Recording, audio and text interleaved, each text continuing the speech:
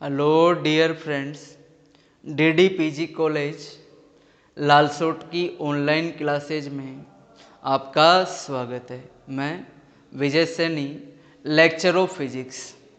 आज हम BSc first year का एक टॉपिक रूपांतरण समीकरण, कोऑर्डिनेट ट्रांसफॉर्मेशन, इसे डिस्कस करेंगे। क्लियर है? देखो, सबसे पहले हम ये समझेंगे कि रूपांतरण समीकरण कहते किसे हैं, रूपांतरण समीकरण होते क्या हैं। तो देखो, माना कोई निर्देश तंत्र है, ये निर्देश तंत्र है एस। निर्देश तंत्र क्या है? एस। इस निर्देश तंत्र एस का ये एक्स अक्ष है, निर्देश तंत्र एस का ये वाई अक्ष है, और ये निर्देश तंत्र एस का जेड अक्ष है, और ये इसका मूल बिंदु है ओ। इस निर्देश तंत्र एस के एक्स वाई तल में बिंदु P पर कोई कण स्थित है जिसके निर्देशांक है एक्स, वाई और जेड। क्लियर है? माना इस बिंदु P का बिंदु O के सापेक्ष, मूल बिंदु O के सापेक्ष स्थिति सदिश है R। स्थिति सदिश क्या है? R। यानी कि निर्देश तंत्र S में कण की जो स्थिति है वो फलन है एक्स वाई और जेड का। किस पर निर्भर कर रही है? एक्स वाई और जेड पर। क्लियर है? सदिश रूप में हम कण के स्थिति सदिश को लिखते भी हैं। वेक्टर आर बराबर लिखते हैं X into Y cap plus Y into J cap plus Z into K cap. ये निर्देश तंत्र एस में पहले कण का क्या है? स्थिति सदिश। बिंदु P पर जो कण है उसका क्या है? स्थिति सदिश। क्लियर है? देखिए, मैं इसे थोड़ा यहाँ ले लेता हूँ। ये बिंदु P पर x, y और z, ये इसका स्थिति सदिश हो गया वेक्टर r। अब माना कोई दूसरा निर्देश तंत्र है, एक अन्य निर्देश तंत्र है, और वो निर्देश तंत्र है एस डैश।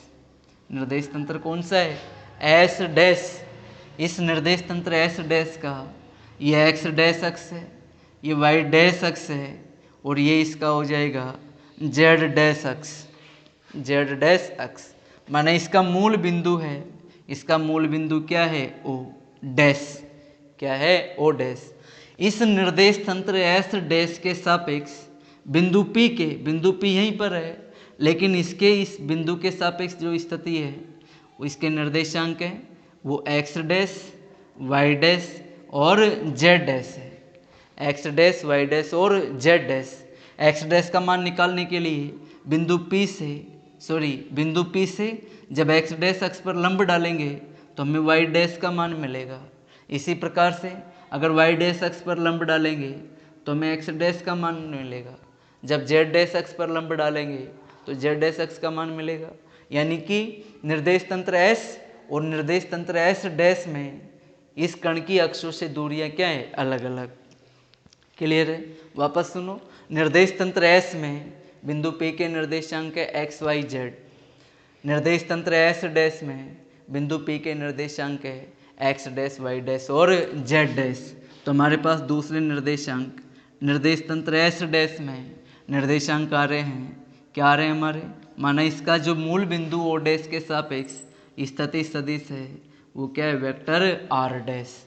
क्या है? Vector R dash. तो निर्देश तंत्र एस डैश में जो इसके स्थिति हैं आर डैश, और ये निर्भर करेगा एक्स डैश, वाई डैश और जेड डैश पर। क्लियर है? तो देखिए, अब हम डेफिनेशन पढ़ेंगे रूपांतरण समीकरण की। एक निर्देश तंत्र में, ये पहला निर्देश तंत्र, ये दूसरा निर्देश तंत्र। एक निर्देश तंत्र में कण का स्थिति सदिश है R, कण के निर्देशांक है एक्स वाई जेड। दूसरे निर्देश तंत्र एस डैश में कण के निर्देशांक है एक्स डैश, वाई डैश और जेड डैश। इन दोनों निर्देशांकों के मध्य जो संबंध व्यक्त करने वाला समीकरण होता है उसे कहा जाता है रूपांतरण समीकरण, transformation equation, coordinate transformation. Clear है? देखिए कैसे डिफाइन करेंगे। डिफाइन इस प्रकार से करेंगे, यदि किसी कण के एक निर्देश तंत्र में निर्देशांक ज्ञात हो तो उसी कण के लिए दूसरे निर्देश तंत्र में निर्देशांक प्राप्त निर्देशांक एक्स डैश वाई डैश और जेड डैश के मध्य संबंध व्यक्त करने वाला समीकरण क्या कहलाता है? रूपांतरण समीकरण। क्लियर है? अब हम रूपांतरण समीकरण निकालेंगे। तो देखिए रूपांतरण समीकरण होते क्या हैं।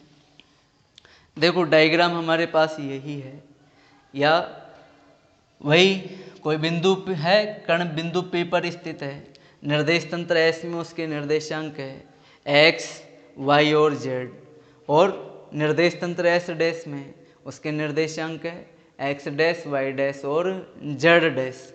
क्लियर है? देखो मैं इसे एक बार और बना देता हूँ।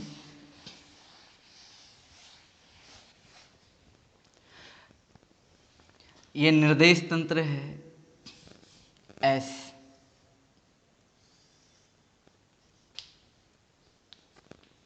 इसका x अक्ष, y अक्ष और ये इसका z अक्ष, इसका मूल बिंदु O। ये कोई कण है जो बिंदु P पर है। कहाँ पर है? बिंदु P पर। बिंदु P पर है और इसके निर्देश तंत्र S में निर्देशांक है x, y और z। ये जो निर्देशांक है वो निर्देश तंत्र S में है। कौन से निर्देश तंत्र में? S में। क्लियर है? दूसरा निर्देश तंत्र है, ये हमारा दूसरा निर्देश तंत्र है। उस निर्देश तंत्र का x डैश अक्ष, ये y डैश अक्ष और ये हो जाएगा उसका z डैश अक्ष। ये z अक्ष है, ये z डैश अक्ष है और ये इसका मूल बिंदु हो गया O डैश। मूल बिंदु हो गया O डैश। इसके सापेक्ष देखो निर्देश तंत्र S है, ये निर्देश तंत्र S डैश है। निर्देश तंत्र S के बिंदु O के सापेक्ष इस कण का जो स्थिति सदिश है वह OP वेक्टर और इसका मान है वेक्टर R।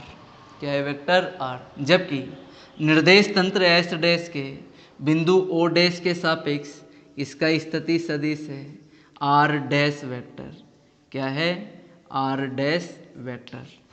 क्लियर है?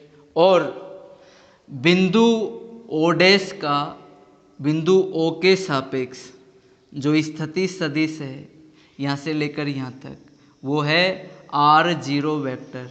इसको हमने इस स्थिति सदिश को लिया है R0 वेक्टर। क्या लिया है? R0 vector. क्लियर?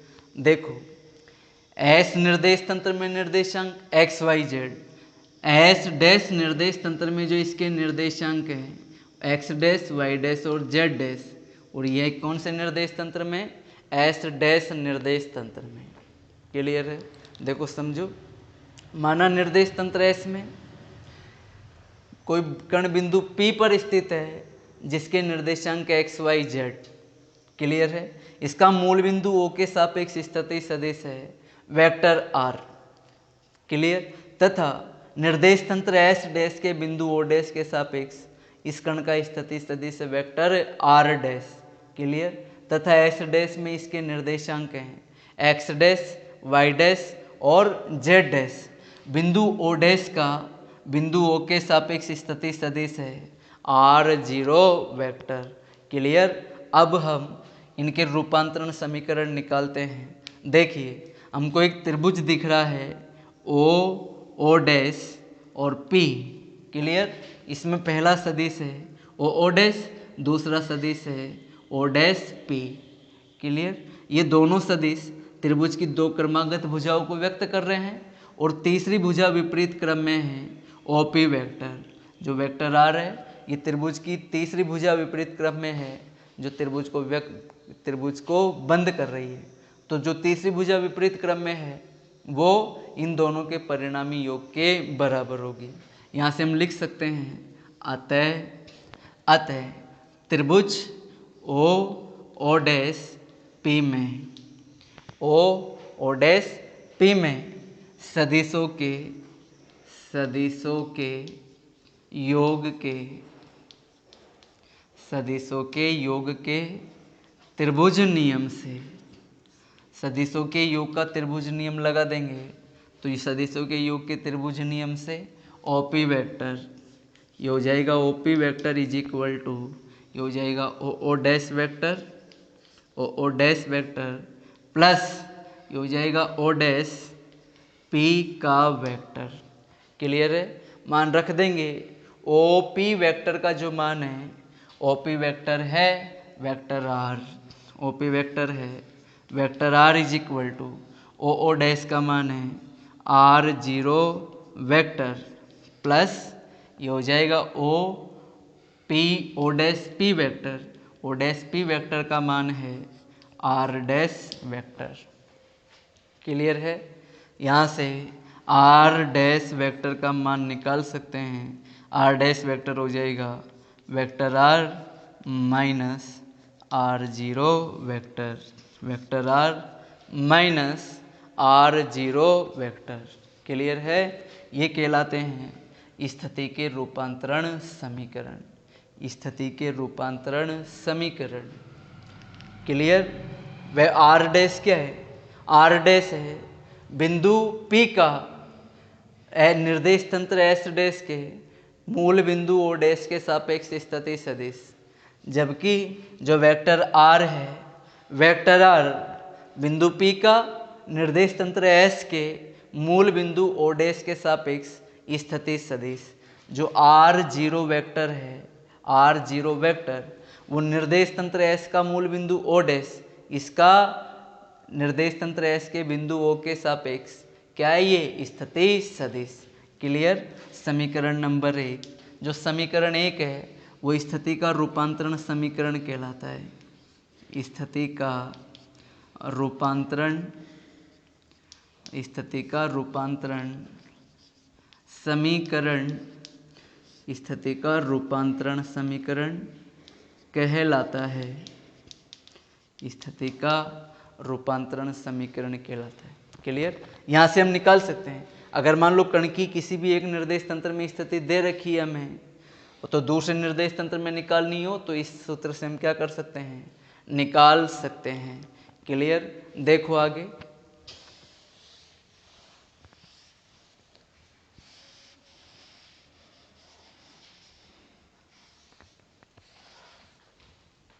ये हमारे पास स्थिति का रूपांतरण समीकरण आ रहा है। R dash vector is equal to vector R minus R zero vector, R dash vector is equal to vector R minus R zero vector. ये स्थिति का रूपांतरण समीकरण आ रहा है, इक्वेशन नंबर 1। यहाँ से अगर हम वेग का रूपांतरण समीकरण निकालें, वेग का रूपांतरण समीकरण, वेग का रूपांतरण, वेग का रूपांतरण समीकरण, तो देखो हम जानते हैं कि जो वेग होता है, वेग होता है D R upon D T.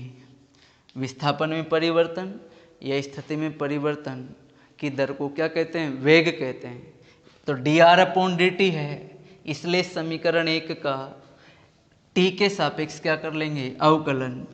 समीकरण 1 का समय, समीकरण 1 का समय टी के सापेक्ष, समय टी के सापेक्ष अवकलन करने पर, अवकलन करने पर इसका टी के सापेक्ष अवकलन कर लेंगे, ये हो जाएगा D R dash upon D T is equal to, इसका टी के सापेक्ष अवकलन करेंगे, ये हो जाएगा D R upon D T minus ये हो जाएगा D R zero vector upon क्या हो जाएगा? D T. चूँकि v बराबर होता है D R upon D T, तो यहाँ से हम लिख लेंगे अतः